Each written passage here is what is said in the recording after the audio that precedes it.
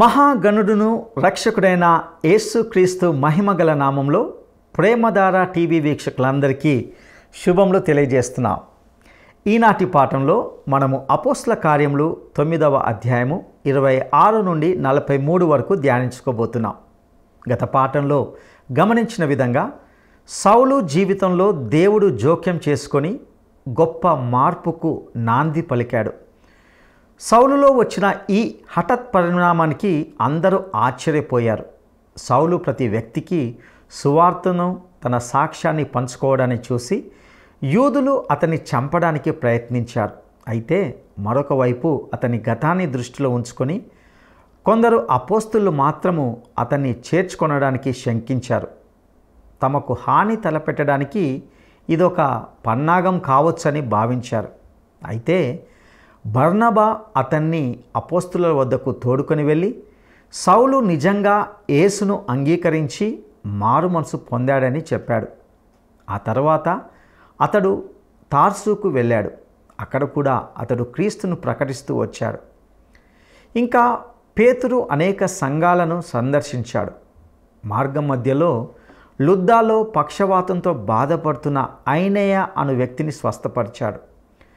పేతురు స్వస్థతలను చూచిన వారు ప్రభువునందు విశ్వసించడం ప్రారంభించారు. ఇదే అధ్యాయంలో పేతురు అనేక అద్భుతాలను చేశాడు.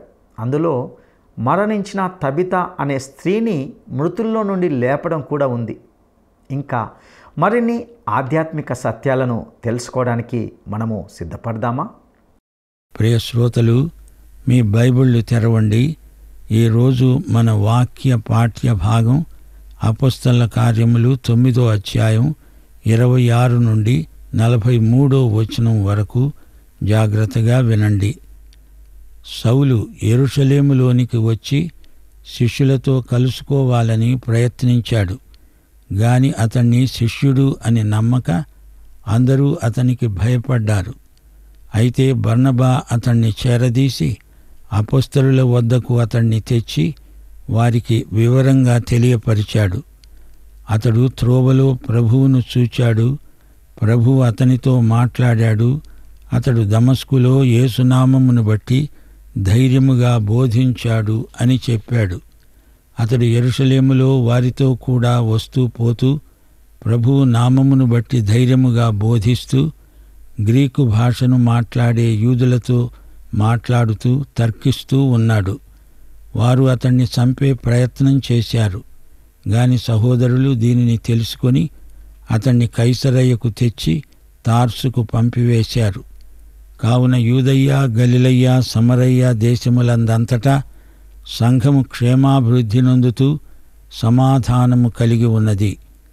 ప్రభువునందు భయము, పరిశుద్ధాత్మ ఆదరణ కలిగి నడుచుకుంటూ విస్తరిస్తూ ఉన్నది.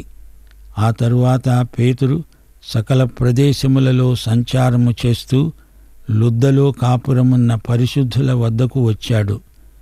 అక్కడ పక్షవాయువు కలిగి 8 ఏండ్ల నుండి మంచము పట్టి ఉన్న ఐనయ్య అనే ఒక మనిషిని చూచి పేతురన్నాడు, ఐనయ్య, యేసుక్రీస్తు నిన్ను స్వస్థపరుస్తున్నాడు. నీవు లేచి నీ పరుపు నీవే పరుచుకో. వెంటనే అతడు లేచాడు. లుద్దలో, షారోనులో కాపురమున్న వారందరూ అతన్ని చూచి ప్రభువు తట్టు తిరిగారు. యొప్పేలో తబిత అనే ఒక శిష్యురాలు ఉన్నది. ఆమెకు భాషాంతరంలో దొర్కా అని పేరు. ఆమె సత్క్రియలను, ధర్మకార్యములను బహుగా చేసింది. ఆ దినములందు ఆమె కాయిలా పడి చనిపోగా వారు శవమును కడిగి మేడగదిలో పరుండబెట్టారు. లుద్ద యొప్పేకు దగ్గరగా ఉండడము చేత పేతురు అక్కడ ఉన్నాడని శిష్యులు విని అతడు తడవు చేయక తమ వద్దకు రావాలని వేడుకోవడానికి 2 మనుష్యులను అతని వద్దకు పంపారు. పేతురు లేచి వారితో కూడా వెళ్ళి అక్కడ చేరినప్పుడు వారు మేడగదిలోనికి అతన్ని తెచ్చారు. విధవరాండ్రందరూ వచ్చి ఏడుస్తూ దొర్కా తమతో కూడా ఉన్నప్పుడు కుట్టిన అంగీలను, వస్త్రాలను చూపుతూ అతని ఎదుట నిలిచారు. పేతురు అందరినీ వెలుపలికి పంపి మోకాళ్ళూని ప్రార్థన చేసి శవము వైపు తిరిగి, తబితా లే అనగా ఆమె కన్నులు తెరిచి పేతురును చూచి లేచి కూర్చున్నది. అతడామెకు చెయ్యిచ్చి లేవనెత్తి పరిశుద్ధులను విధవరాండ్రను పిలిచి ఆమెను సజీవురాలినిగా వారికి అప్పగించాడు. ఇది యొప్పేయందంతటా తెలిసినప్పుడు అనేకులు ప్రభువునందు విశ్వాసముంచారు. పేతురు యొప్పేలో సీమోను అనే ఒక చర్మకారుని వద్ద బహుదినములు నివసించాడు. ప్రియ శ్రోతలు వింటున్నారా? సౌలు యెరూషలేములో ఉండగా క్రైస్తవులు కూడా అతన్ని నమ్మలేదు. అంతకు ముందే గారడీ సీమోను సంగతి వీరు విన్నారు. ఇతడెలాంటివాడో అని సౌలును కూడా అనుమానించారు.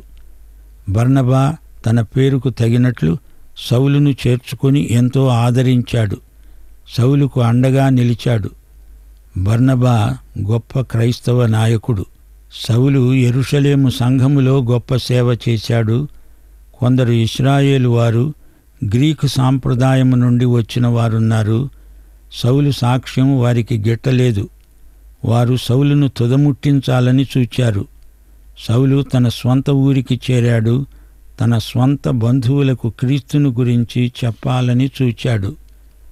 ఆయనకు బంధువులు బలగము ఎందరో ఉన్నారు. సౌలు తన వారిని గురించిన వివరాలు మనకు అంతగా చెప్పలేదు. రోమాపత్రిక 16వ అధ్యాయంలో కొందరిని మాత్రం పేర్కొన్నాడు. దేవుని సంఘం ఎంతో వృద్ధి చెందింది. యూదయ్య, గలిలయ, సమరయ్య ప్రాంతాలకు సంఘం విస్తరించింది. ఈ విధంగా భూదిగంతాల వరకు సంఘం చొరవ చేసుకొని వెడుతోంది. లుద్దా, యొప్పే ప్రాంతాల వరకు సంఘం ఎంతో ఎదిగింది. పేతురు ఒక అపుస్తలుడు. ఆయనకు అపుస్తలిక అధికారము, సూచక క్రియాశక్తి ఉన్నది. తబితా అనే మహిళ మనకు పరిచయమవుతోంది. ఆమె అల్లిక పని, కుట్టు పని చేసేది. విశ్వాసులు, పరిశుద్ధాత్మ గలవారు. వారి చేతి పని కూడా ఆత్మవరం కావచ్చు, అందులో సందేహం లేదు. ధర్మకార్యాలు, కనికర క్రియలు ఆమె చేసింది. ఉపకారం ఆత్మవరమే. ప్రజలకు ఉపయోగకరమైనదే వరం. వరము గలవారు భక్తి గర్వము లేని సేవకులు, సేవికలు. దొర్కా గొప్ప సేవిక. ఆమె కుట్టుపని ద్వారా దేవునికి మహిమ, ప్రజలకు గొప్ప ఆశీర్వాదం.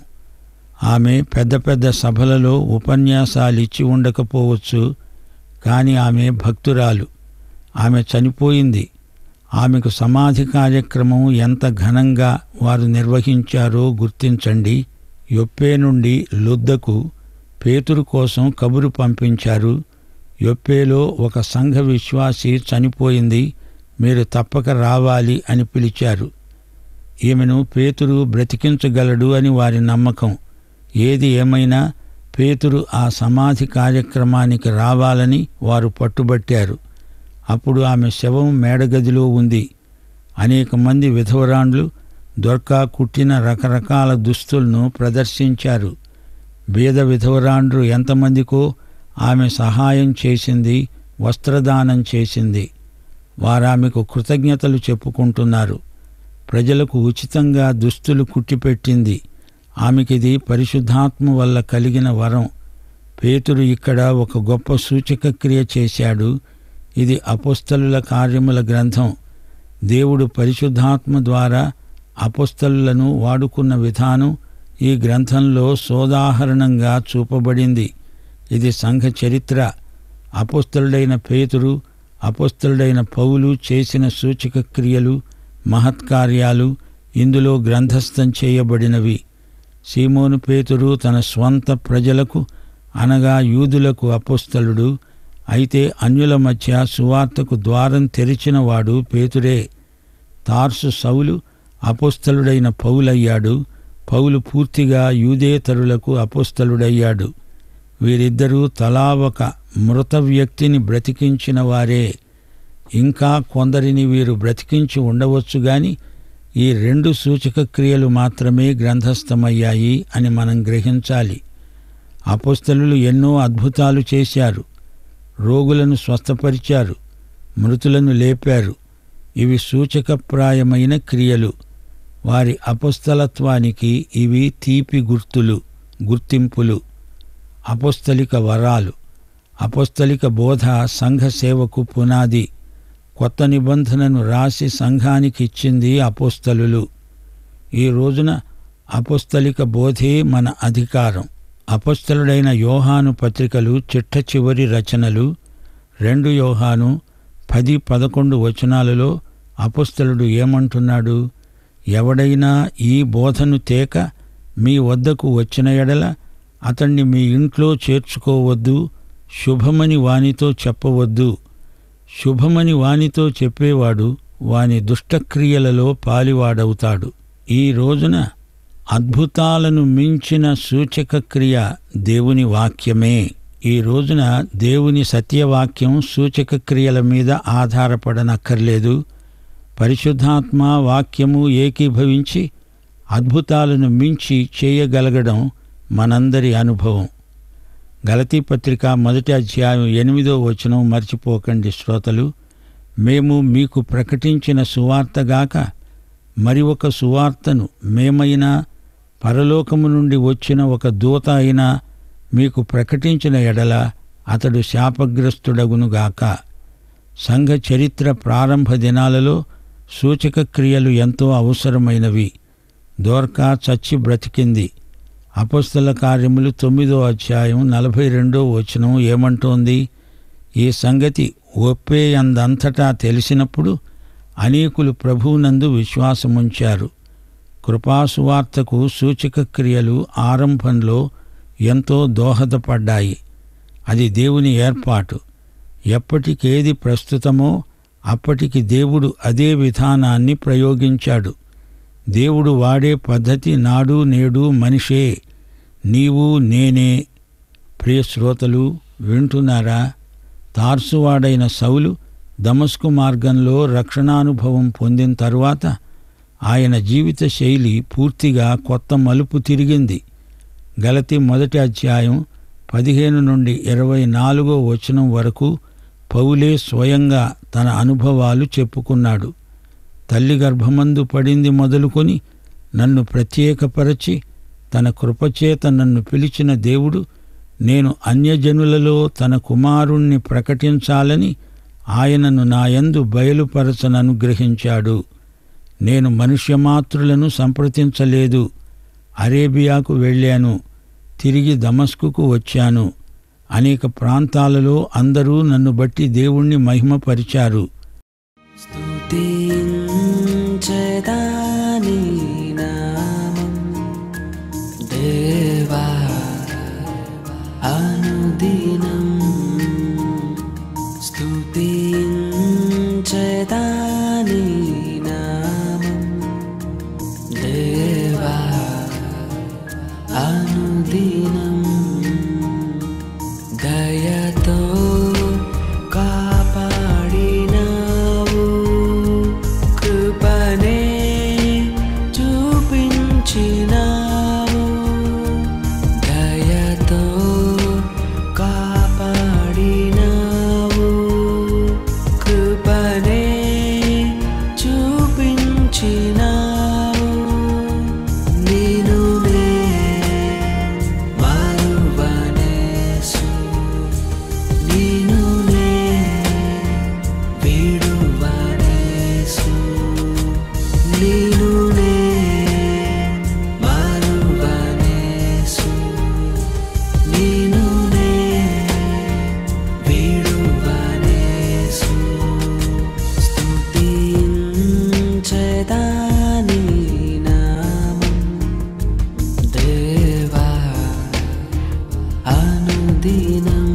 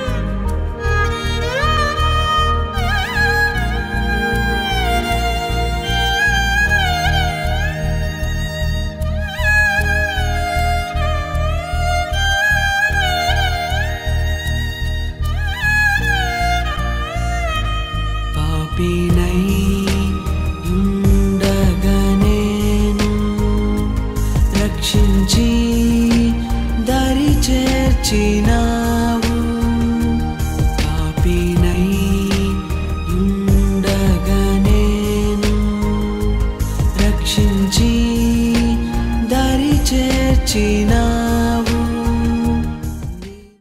అరేబియాలో పౌలు ఏం చేశాడు? దేవునితో ఏకాంత సమయం గడిపాడు.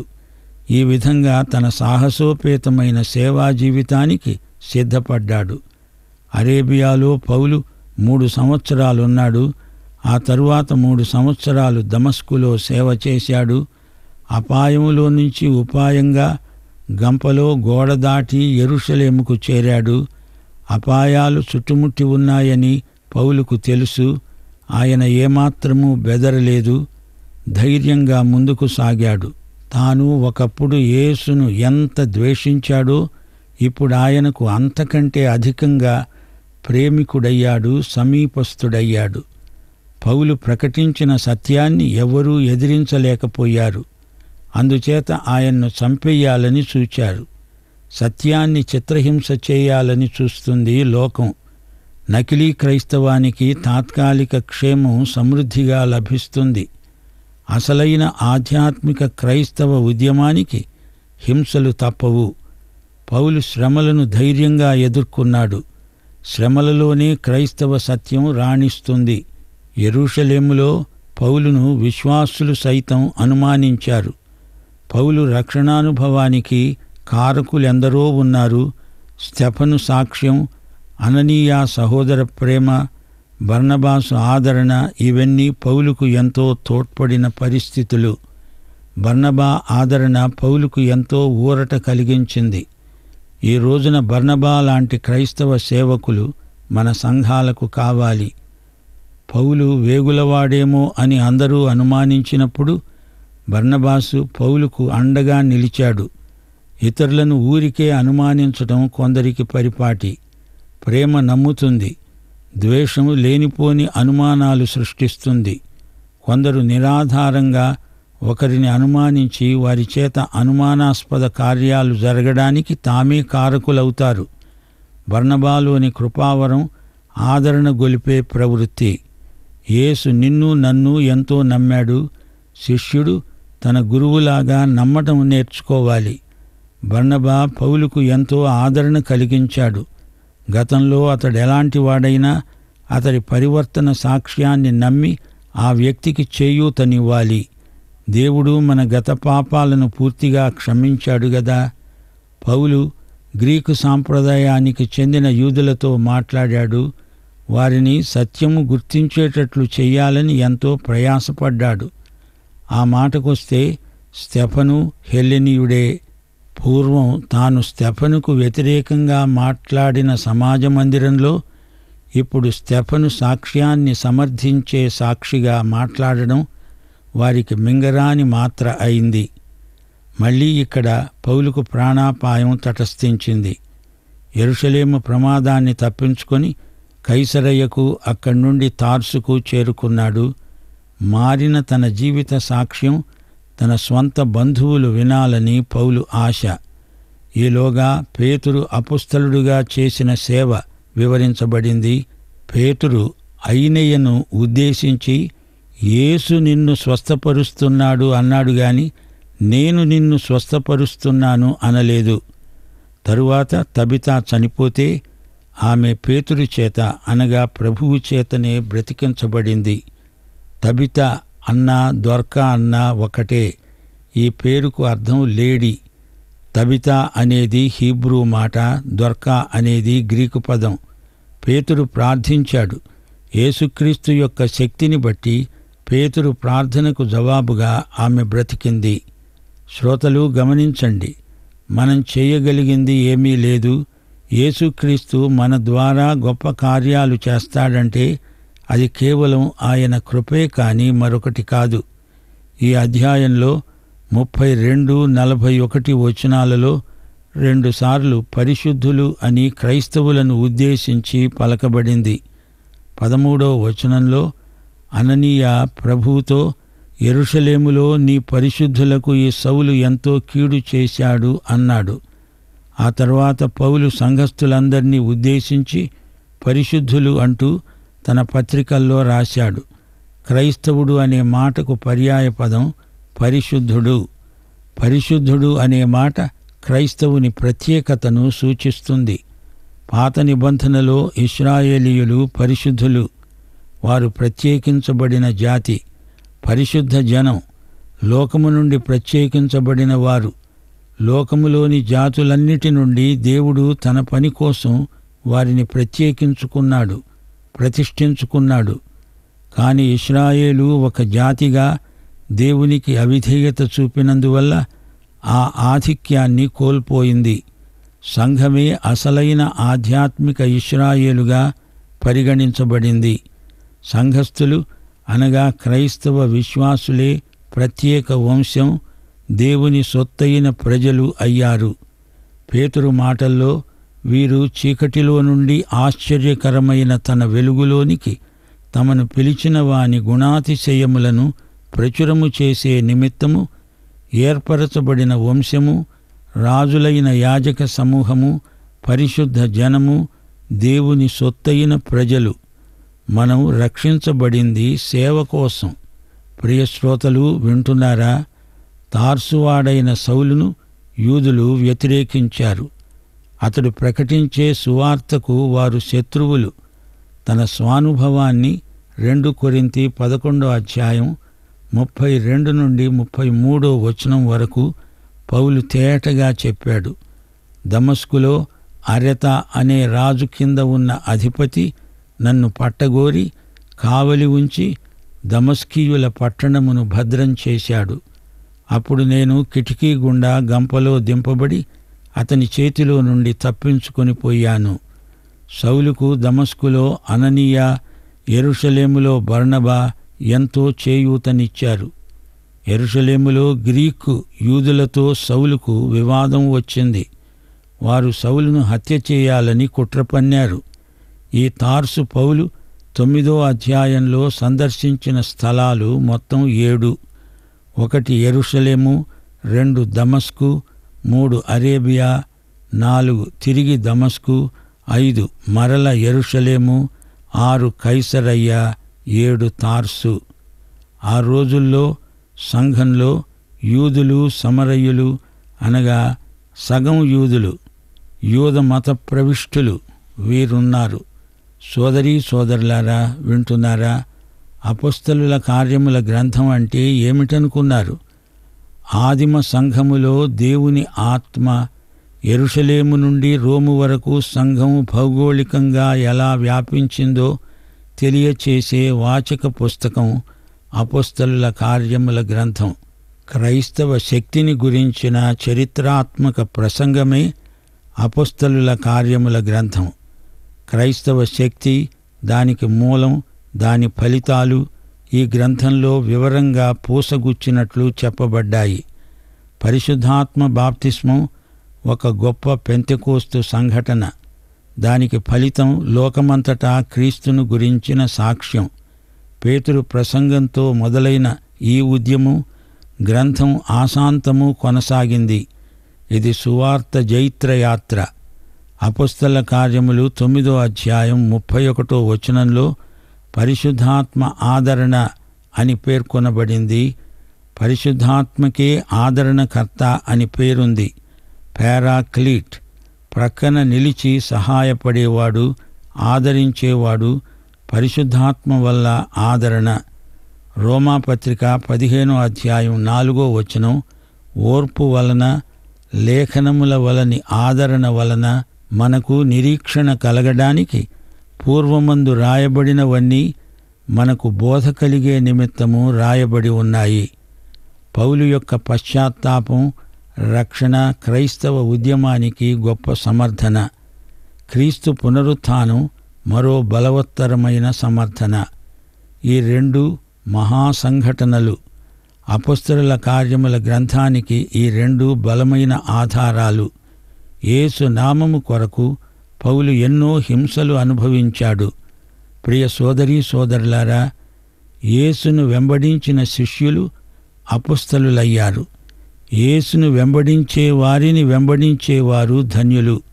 ప్రియ సోదరుడా, సోదరి, నీవు యేసుక్రీస్తును వ్యక్తిగతంగా ఎరుగుదువా?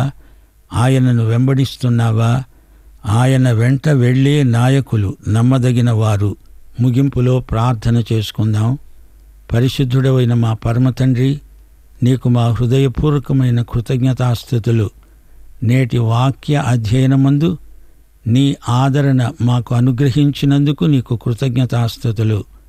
పరిశుద్ధాత్మ మమ్ములను సర్వసత్యములోకి నడిపిస్తూ ఉండగా నీ బిడ్డలమైన మేమందరము నీకు విధేయులమై నీవు చెప్పినట్లు చేయడానికి సన్నద్ధులమవడానికి నీ కృపను మాకు సమృద్ధిగా అనుగ్రహించుమని, నేటి వాక్య అధ్యయనమందు నీవు మాకు ప్రత్యక్షపరచిన సత్యాలకు, నీ దర్శనానికి మేము విధేయులమై ఉండునట్లు మమ్ములను బలపరచుమని, మమ్ములను మేము ప్రేమగల నీ దివ్య హస్తాలకు సమర్పించుకుంటూ, అనుదినము నీవు మాకు అనుగ్రహిస్తున్న ఈ అనుదిన వాక్య భోజన సంతర్పణ కొరకై వందనాలు సమర్పిస్తూ యేసుక్రీస్తు వారి శుభనామమున ప్రార్థిస్తున్నాము తండ్రి. ఆమేన్. ప్రియులరా, సౌలులో వచ్చిన గొప్ప మార్పుతో కూడిన హఠాత్ పరిణామానికి అందరూ ఆశ్చర్యపోయారు. సౌలు ఒకప్పుడు యేసును ఎంతగా ద్వేషించాడో ఇప్పుడు ఆయనకు అంతకంటే అధికంగా ప్రేమికుడయ్యాడు. సౌలు ప్రతి వ్యక్తికి సువార్తను, తన సాక్ష్యాన్ని పంచుకోవడాన్ని చూసి స్థానిక యూదులు అతన్ని చంపడానికి ప్రయత్నించారు. అయితే మరొక వైపు అతని గతాన్ని దృష్టిలో ఉంచుకొని కొందరు అపోస్తులు మాత్రం అతన్ని తమతో చేర్చుకోవడానికి శంకించారు. తమకు హాని తలపెట్టడానికి బహుశా ఇది ఒక పన్నాగం కావచ్చని భావించారు. పౌలు శ్రమలను ధైర్యంగా ఎదుర్కొన్నాడు. శ్రమల్లోనే క్రైస్తవ సత్యం రాణిస్తుంది. అయితే బర్నబా పౌలును అపోస్తుల వద్దకు తోడుకొని వెళ్ళి, ఈ సౌలు నిజంగా యేసును అంగీకరించి మారు మనసు పొందాడని చెప్పాడు. నిజంగా బర్నబా ఆదరణ పుత్రుడు అనే తన పేరుకు తగినట్లు సౌలును ఆదరించి అండగా నిలిచాడు. బర్నబా గొప్ప క్రైస్తవ నాయకుడు. ఈ రోజున సంఘానికి బర్నబా లాంటి క్రైస్తవ సేవకులు ఎందరో కావాలి. ఇంకా పేతురు అనేక సంఘాలను సందర్శించినట్లుగా చూశాం. లుద్దా అనే ప్రాంతంలో పక్షవాతంతో బాధపడుతున్న ఐనేయ అను వ్యక్తిని స్వస్థపరిచాడు. చనిపోయిన తబిత అను స్త్రీని మృతుల్లో నుండి లేపాడు. తబిత అనే స్త్రీ ద్వారా మనము నేర్చుకోదగిన పాఠం ఏమిటంటే, నేటి విశ్వాసులు పరిశుద్ధాత్మ గలవారు వారి చేతి పనిని కూడా ఆత్మవరంగా ఇతరులకు ఉపయోగకరంగా వాడవచ్చు. ఈ విధంగా దేవుణ్ణి మహిమపరచవచ్చు. ఈరోజు మనకున్న అత్యంత గొప్ప శక్తివంతమైన అధికారము అపోస్తుల బోధ, అనగా దేవుని వాక్యమే. అద్భుతాలను మించిన సూచక్రియ దేవుని వాక్యమే. ఈ వాక్యాన్ని విశ్వసిస్తూ దాని ప్రకారము జీవించాలి. ఈ ఆత్మీయ పాఠాలు మీ ఆధ్యాత్మిక జీవితాలకు ఆశీర్వాదకరంగా ఉండునుగాక. దైవాశీస్సులు.